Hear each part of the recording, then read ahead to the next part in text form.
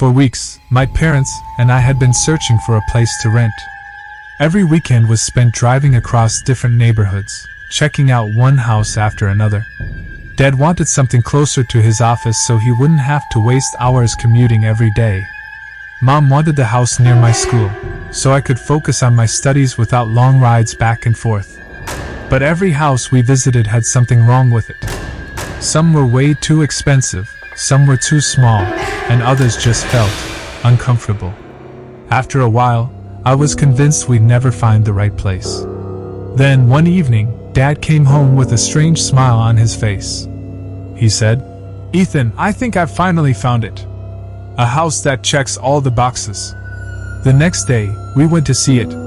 At first glance, it looked perfect. 2 stories, freshly painted beige walls, wide windows that let in the light, and a small but neat backyard. The front yard had a couple of maple trees swaying in the breeze, and the porch looked like the kind of place where a family could sit and relax on summer evenings. Inside, the space was big enough for all of us, and for once, both Mom and Dad looked satisfied. But while they admired the living room and the kitchen, my eyes drifted toward the back. Beyond the fence, rising tall and broken like a scar on the neighborhood, stood another house. This one was nothing like the warm home we were standing in. Its paint was peeling, the shutters hung loose, the windows were cracked, or completely gone. The roof sagged like it was on the verge of collapse, and the entire place gave off a sense of abandonment and decay. I felt a shiver crawl down my spine. Something about that house unsettled me in a way I couldn't explain. It wasn't just old. It looked wrong. And as fate would have it, my new bedroom was at the back of our house. The moment I stepped inside, I realized the one thing I couldn't escape. Through my window, I had a perfect, uninterrupted view of that rotting structure. "Dad," I said quietly, "I don't like this room. I don't want to sleep here. I can see that creepy place right outside." My mom gave me an impatient look. "Ethan, don't start. Do you know how much effort your father put into finding this house? Stop being dramatic. Then why don't you take this room?" I shot back, my voice rising. "I'll move into the master bedroom." "Enough!" Dad's voice cut sharply. "We're not discussing this anymore. Unpack your things and make this room your own. The sooner you stop complaining, the sooner this will feel like home." I clenched my fists, frustrated.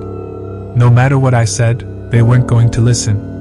That night, lying in my bed, I stared out of the window at the silhouette of that abandoned house. Its shadow stretched across the backyard, and I couldn't shake the feeling that it was watching me back. For the next few days, I tried to push the fear aside. I set up my desk, stacked my books, and pinned up posters on the wall.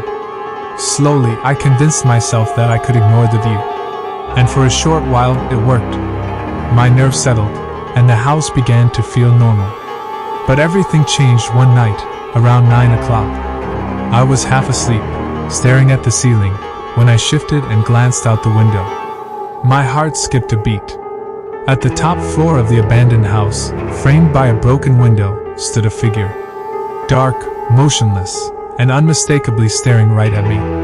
My chest tightened. I blinked hard, rubbed my eyes, whispered to myself, "It's not real. It's just in your head, Ethan. Calm down." But no matter how many times I looked away and looked back, it was still there. A shadow. Watching. Silent. I pulled the covers up to my face, trying to block it out. But the image of those hollow eyes fixed on me wouldn't leave my mind. And deep down, I knew this was only the beginning. And that was just the start. What Ethan experienced the following night will chill you to the bone. Don't forget to subscribe and watch part 2.